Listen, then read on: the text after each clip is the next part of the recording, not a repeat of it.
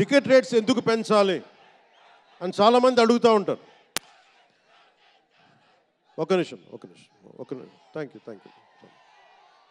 Cinema రేట్లు ఎందుకు పెంచాలని అడుగుతారు. ఈ రోజున సినిమా రేట్లు పెంచాలి అంటే it's a purely demand and supply. నాకు శంకర్ గారి సినిమా నేనే బ్లాక్లో కొనుక్కొని చూశాను చెన్నైలో. అది నా సరదా. అది అంటే నాకు ఇచ్చిన డబ్బులు నేను కొనుక్కొని చూశాను. ఇప్పుడు ఆ బ్లాక్లో వెళ్ళే డబ్బు ఎవరికి వెళ్ళిపోద్ది. అలా కాకుండా టికెట్ రేట్లు డిమాండ్ అండ్ సప్లై మీద ఉంటుంది.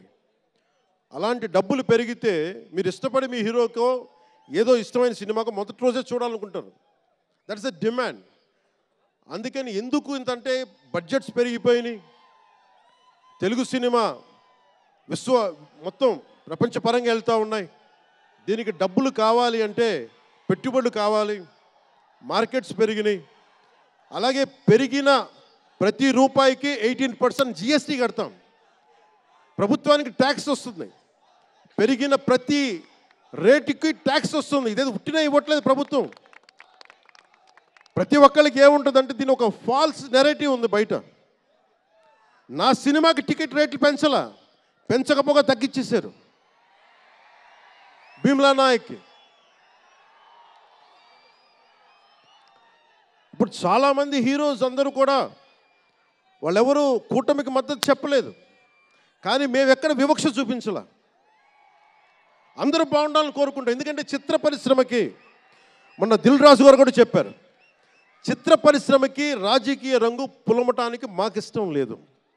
Though I belong to NDA, though I'm head of Janasena party, cinema should be treated as a separate entity. No politics should seep into cinema. Milton Friedman అనే ఒక ఎకానమిస్ట్ ఒక చిన్నపాటి పెన్సిల్ని ఇలా చూపిస్తూ, ఈ పెన్సిల్ని తయారీకి ఈ కనిపించే టిప్పు ఈ మెటీరియల్, దీని లోపల ఉండే గ్రాఫైటు ఈ మెటీరియల్, ఇవన్నీ ఒక్కొక్కటి చెప్పుకుంటూ దీనికి వెనక పెన్సిల్ కూడా రబ్బరు, ఇది ఎక్కడి నుంచి వస్తుంది ఇలా చెప్పుకుంటూ వెళ్తా, ఇది ఒక్క ప్రాంతం నుంచి రాలా, అనేక దేశాల నుంచి. గ్రాఫైట్ ఏమో ఎక్కడ వేరే కంట్రీస్ నుంచి. ఈ పెన్సిల్కి పెట్టిన మన బ్రాంజ్ రిబ్బన్ను అదేమో వేరే చైనా నుంచో లేదంటే ఏషియా నుంచి.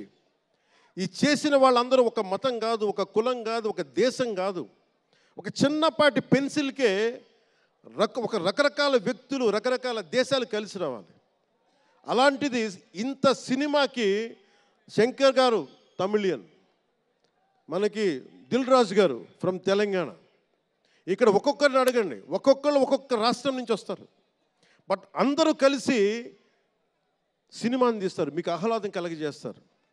ఇప్పుడు మాకుంటుంది, నేను ఎప్పుడు కూడా నాకు ఇష్టం లేనిది సభావేదికగా ఒక్కటి శంకర్ గారికి కానీ, దిల్ రాజు గారికి కానీ, తెలుగు చిత్ర పరిశ్రమకు కానీ, భారతీయ చిత్ర పరిశ్రమకు కానీ ఒకటితే మనం నేర్చుకోవాలి. ఎప్పుడు మనం భారతీయ చిత్ర పరిశ్రమ అనేవాళ్ళం తప్ప లాస్ట్ 90s నుంచి టాలీవుడ్ అని, బాలీవుడ్, కాలీవుడ్, మాలీవుడ్ మనం ఎందుకు ఏప్ చేయాలి వీళ్ళని? Why do we have to ape Hollywood? మనం ఒకప్పుడు మాయాబజార్ లాంటి సినిమాలు తీసిన వాళ్ళం, మూకీలు తీసిన వాళ్ళం. చిత్ర పరిశ్రమ ఒక బెంగాల్లో పరివిడిల్లింది అక్కడ. సో మనం ఎందుకు వీళ్ళని ఫాలో అవ్వాలి? వాళ్ళ హాలీవుడ్ డిసిప్లైన్ ఫాలో అవ్వం, Hollywood method of film making follow అవ్వం, Hollywood method of skill development follow అవ్వం. కానీ ఆ వుడ్ను మటుకు తీసుకున్నాం, మాలీవుడ్. ఇది మటుకు మానాలి.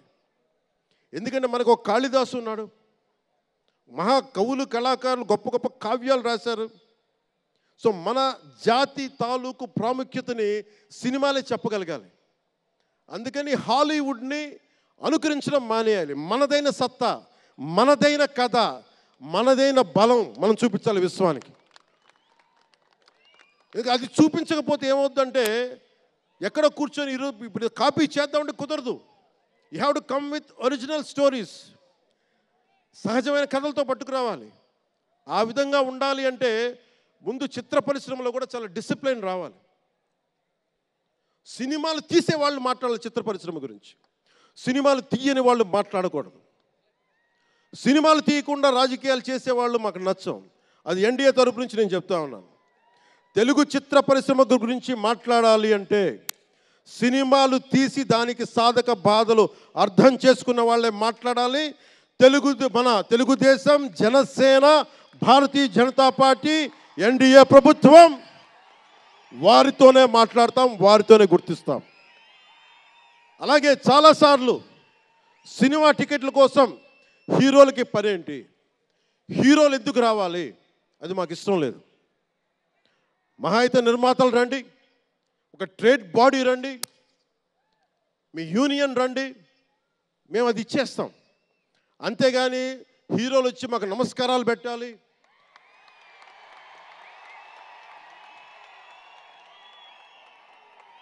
అంత ఒక లో లెవెల్ వ్యక్తులం కాదు మేము. దీన్ని ఎక్కడి నుంచి నేర్చుకున్నాం? స్వర్గీయ నటరత్న ఎన్టీ రామారావు గారి దగ్గర నుంచి నేర్చుకున్నాం.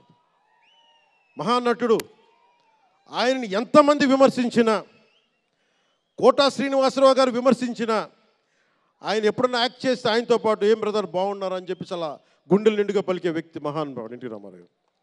ఇంత తెలుగుదేశం పార్టీ ఎన్టీ రామారావు అన్నిసార్లు ముఖ్యమంత్రిగా ఉన్నప్పుడు కూడా ఎప్పుడు ఘట్టంనేని కృష్ణ గారు కాంగ్రెస్లో ఉండి కూడా కనిపిస్తే ఇద్దరు ఆప్యాయంగా మాట్లాడుకునే వాళ్ళు. ఎన్టీ రామారావు గారు ఎప్పుడు వివక్ష చూపించలే. ఇది చిత్ర పరిశ్రమ తాలూకు ఔన్నత్యం. ఇది అదే ఔన్నత్యాన్ని మేము కొనసాగిస్తున్నాం, అదే మేము కోరుకుంటా ఉన్నాం. అంతేగాని గతం ప్రభుత్వంలో లాగా మీరు అభిమానించే మెగాస్టార్ చిరంజీవి గారు లాంటి వారిని కానీ, బాహుబలి ప్రభాస్ గారిని కానీ, మహేష్ గారిని ప్రిన్స్ మహేష్ అంటారు కదా, మహేష్ గారిని కానీ, ఇంకెవరు వెళ్ళినా కానీ మేము ఇవన్నీ ఎందుకు చేయట్లేదంటే మాకు సినిమా పరిశ్రమ మీద గౌరవం ఉంది. నారా చంద్రబాబు నాయుడు గారు ఇప్పటికి 4వ ముఖ్యమంత్రి. ఆయన 3 సార్లు కానీ 4 సార్లుగా ముఖ్యమంత్రి ఉన్న ఈ సమయంలో ఎప్పుడు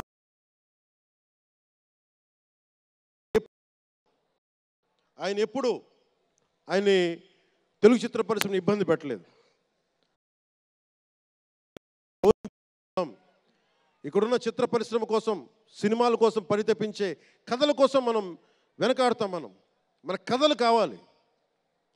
సినిమా జీవితంలో లేని సినిమాల్లో వెతుక్కుంటాం. మనం జీవితంలో దొరకని న్యాయాన్ని సినిమాలో న్యాయం దొరికితే తృప్తి పడతాం. ఒక్కటి సినిమా తీస్తే ఎందుకు చూస్తాం మనం? శంకర్ గారి డైరెక్షన్లో అరే మన జీవితంలో మన ముఖ్యమంత్రి ఇలా ఉంటే బాగుంటుంది అనుకుంటాం. ఆ కథని, ఆ భావాన్ని సినిమాగా తెరకెక్కిస్తే అది బాగుంటుంది. ఒక శివాజీ సినిమా ఎదురు తిరిగితే ఎలా ఉంటుంది, ప్రత్యామ్నాయంగా చేస్తే ఎలా ఉంటుంది ఒక శివాజీ. ఇలాంటి సినిమాలన్నీ కూడా మనకి నిజ జీవితంలో జరగనివి. మనం ఒక అట్లీస్ట్ సినిమా ప్రపంచంలో చూస్తే ఒక తృప్తి ఉంటుంది. అలాగే ఇంతమంది యువత ముందుకొచ్చి ఎందుకు వస్తున్నారు అంటే ఒక మార్గదర్శకం సినిమాలు. ఒకసారి సినిమాలో కూడా చాలా మంచి విలువలు ఉంటాయి, కానీ ఆ విలువలు తీసుకోవచ్చు. కానీ మనం ఎలా ఉండాలంటే హంసలాగా పాలను తీసుకొని నీళ్ళు వదిలేయాలి. కానీ కొంతమంది నీళ్ళని పట్టుకుంటారు, మనం ఏం చేయలేము. సినిమా అన్నీ చూపిస్తుంది, మంచి చెడు 2 చూపిస్తాయి. ఏది తీసుకోవాలి అనేది మీది. ఉదాహరణకి వకీల్ సాబ్లో ఒక సన్నివేశంలో హీరో దగ్గరికి వచ్చే డైలాగ్ వస్తుంది, ఆర్ యు వర్జిన్ అని చెప్పి ఒక స్త్రీ పాత్రధారిని అడుగుతారు. అది నా ఇండివిజువల్గా నేను చెప్పడానికి ఇబ్బంది అనిపించింది. నేను డైరెక్టర్ గారికి, దిల్ రాజు గారికి చెప్పాను, ఈ డైలాగ్ అయితే నేను చెప్పాను కాబట్టి అబ్బాయిలు అడుగుతాను, అమ్మాయిలు నేను అడగనేమని చెప్పి. అంటే న్యాయం 2 పక్షాలు ఉండాలి, ఒకళ్ళని ఇబ్బంది పెట్టడం నాకు ఇష్టం లేదు.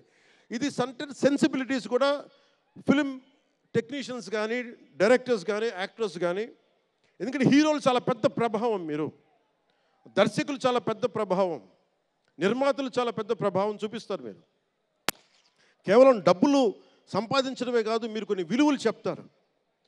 ఒక రామ్ చరణ్ కోసం కానీ, ఒక శంకర్ గారి కోసం కానీ, దిల్ రాజు గారి ప్రొడక్షన్ అంటే ఎందుకు ఇంతమంది వస్తారు, ఇన్ని లక్షల మంది ఎందుకు వస్తారంటే ఏదో ఒక కనెక్ట్ ఉంది, దానికి ఒక బంధం ఉంది, దానికి ఏదో ఎదురు చూస్తాం ఒక సినిమా ద్వారా. ఒక RRRకి ఎందుకు అంత పరిగెడతాం సినిమా చూడటానికి, ఏదో ఎదురు చూస్తాం మనం. సో బాధ్యత తెలుగు చిత్ర పరిశ్రమకు కూడా. మీరు సమాజాన్ని ఇంకొంచెం వినోదంతో పాటు ఆలోచింపజేసే సినిమాలు ఇవి కూడా రావాలని మనస్ఫూర్తిగా నేను మీ నుంచి ఆశిస్తా ఉన్నాను. మీరు ఎలాంటి సినిమాలు తీసినా ప్రజలకి ఆమోదయోగ్యంగా ఉండే సినిమాలు, ప్రజలకు విలువ నేర్పించే సినిమాలు మరిన్ని రావాలని మనస్ఫూర్తిగా కోరుకుంటూ, ఈరోజు పెరిగిన రేట్లు ఆంధ్రప్రదేశ్ ప్రభుత్వానికి ఆదాయం కూడా కేవలం అది నిర్మాతలకని అని అనుకోవడానికి లేదు. పెరిగిన ప్రతి రూపాయికి 18% GST వస్తుంది. అది ప్రజలందరికీ కూడా ఈ సందర్భంగా నేను తెలియజేస్తూ ఉన్నాను.